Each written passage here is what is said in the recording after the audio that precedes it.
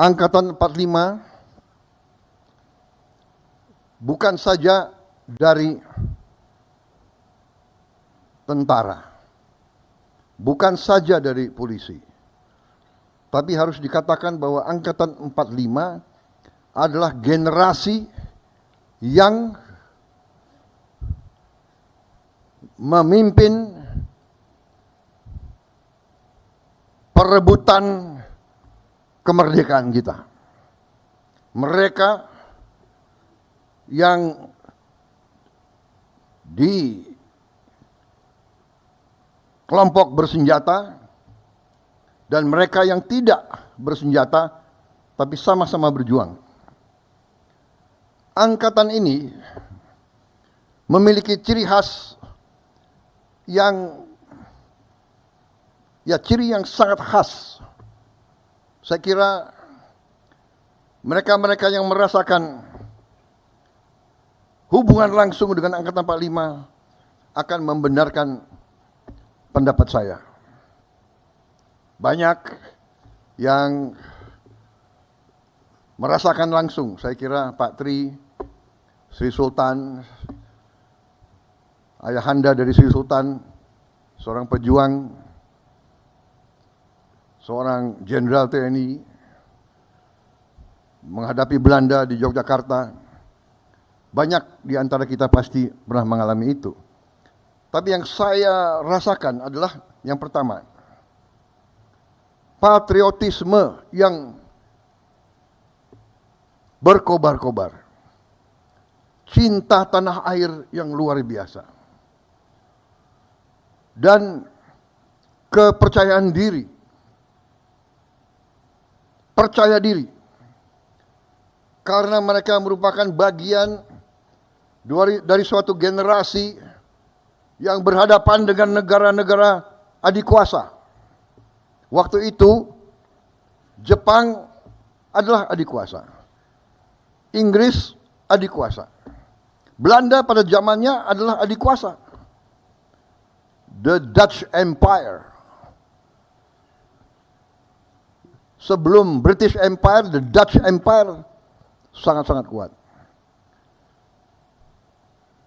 Generasi 45 adalah generasi yang merasa bahwa penerus dari perjuangan ratusan tahun dari semua suku, semua daerah,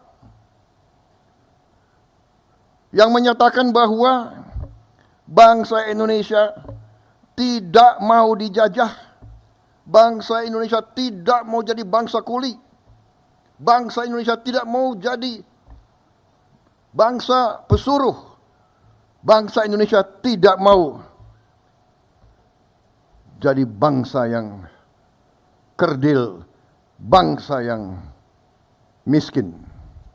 Angkatan 45 berani mengambil sikap, padahal negara belum punya anggaran, belum punya administrasi, belum punya organisasi, senjata direbut, kadang-kadang mengangkat dirinya pada saat orang tidak berani. Mereka di usia muda berani tampil. Panglima Besar Sudirman menjadi Panglima Besar pada usia 29 tahun. Ignatius Slamet Riyadi menjadi Komandan Brigade pada usia 22 tahun. Saudara-saudara, mereka muda-muda berani dan banyak yang mati waktu muda-muda. Di keluarga saya, dari sejak kecil selalu dibawa ke makam. Ini makam pamanmu. Gugur di Tangerang pada usia 21 tahun. Ini pamanmu yang lain.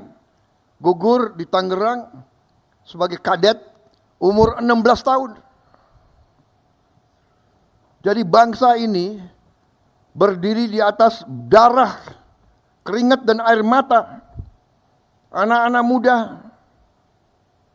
Air matanya ibu-ibu. Saudara-saudara, kita merasakan, kita digembleng oleh mereka. Itu yang tersisa di hati kita, saya yakin. Yang jelas di hati saya. Saya, saudara-saudara,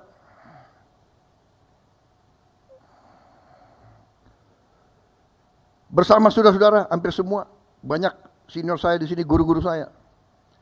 Waktu kita muda, kita siap segala-galanya kita berikan kepada negara dan bangsa. Jiwa dan raga kita tidak punya apa-apa. Letnan, kapten, mayor. Saudara-saudara, jadi saudara-saudara, kesempatan ini saya sampaikan. Karena kalau tujuan halal bihalal, sesudah saya mohon maaf lahir batin sebenarnya selesai. Kan begitu. Tapi kapan lagi saya bicara sama saudara-saudara sekalian? Ya. Saya sampaikan ini. Karena sesudah kita berjuang, sesudah kita memberi semua masa muda kita kepada negara, kita lihat, loh, negara saya ini yang dibangun oleh darah, keringat, air mata, Sudirman, Slamet Riyadi, Ngurah Rai, Walter Monginsidi, ribuan pemuda, pemudi, kok sekarang begini? Kita bangun dan kita lihat kekayaan bangsa,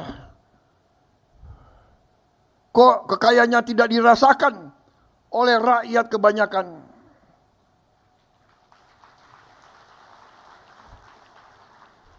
Kok senior-senior saya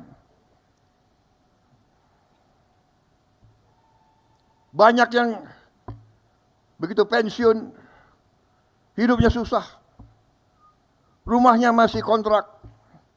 Panglima-panglima saya, jenderal-jenderal saya, komandan-komandan saya lihat there is something wrong. Kita lihat, kita mau take off, dihajar. Tiap kali kita mau maju, dihajar. Kerusuhan,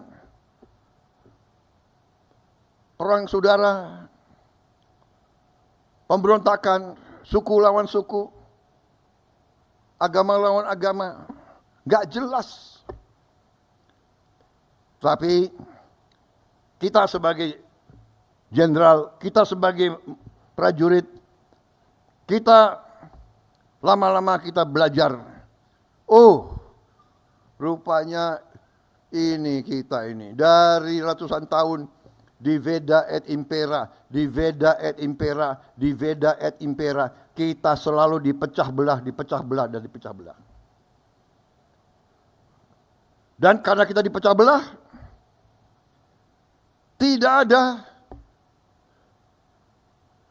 maaf, harus saya katakan, terjadi suatu kelengahan di mana elit kita kadang-kadang lupa dengan rancang bangun perjuangan pendiri-pendiri bangsa kita. Saudara-saudara kita, saudara-saudara sekalian, suatu kehebatan Angkatan 45 yang kita akui. Bung Karno dan generasi-generasi itu memberi kepada kita Pancasila dan Undang-Undang Dasar 1945. Dan itu selalu menjadi pegangan kita, seolah-olah Sabta Marga ada Pancasila, ada Undang-Undang 45. Sumpah Prajurit ada.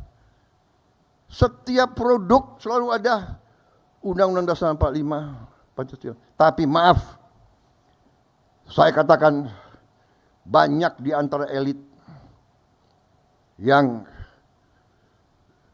tidak memahami atau tidak mau memahami atau pura-pura tidak mau lihat arti dari pasal-pasal penting dalam Undang-Undang 45. Dan karena itulah kita melihat bahwa kekayaan kita selama puluhan tahun mengalir ke luar negeri.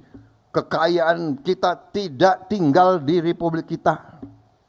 Ini sumber masalah.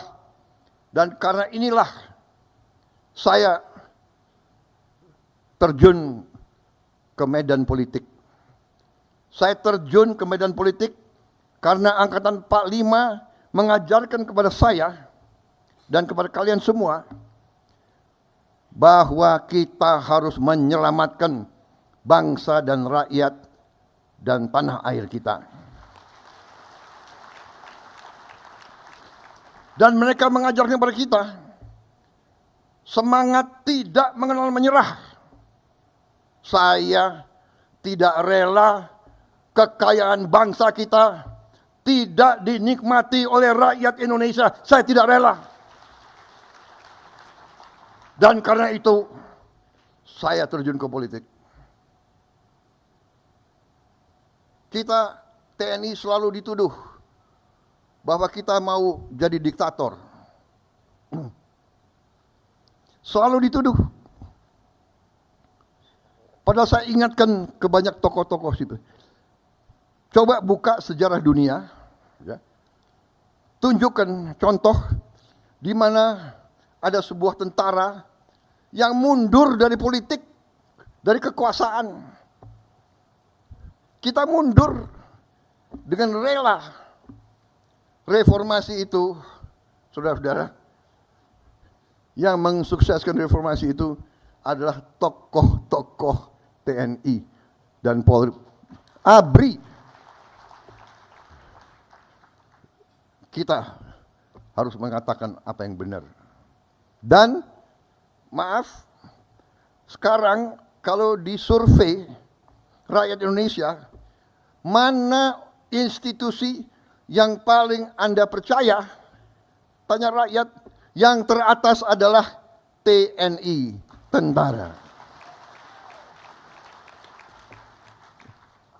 Silakan. Bukan kita yang bikin survei. Ini survei internasional.